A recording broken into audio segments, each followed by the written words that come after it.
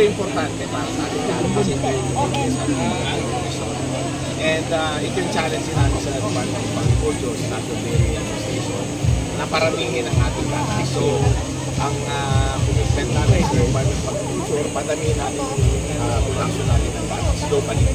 Sir, ilan po yung target na increase po natin? Kasi we are importing 99%. We're importing 99%, pero ang gusto sana namin ay mag-import namin kami ng mga baka, kalabaw, para mapadami natin. Kasi kung bibili lang tayo sa, galing po, lilipat ko lang ng Luzon, hindi tayo nagpaparami.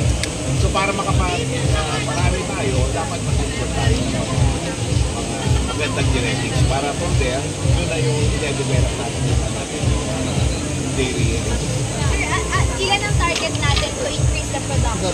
Well, sana makaano kami ng 5%. Pero yun nga, kailangan namin magdagdag ng stocks natin.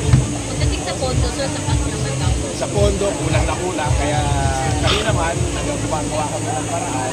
For 2024, may mga nakaanak naman na may dadagdag.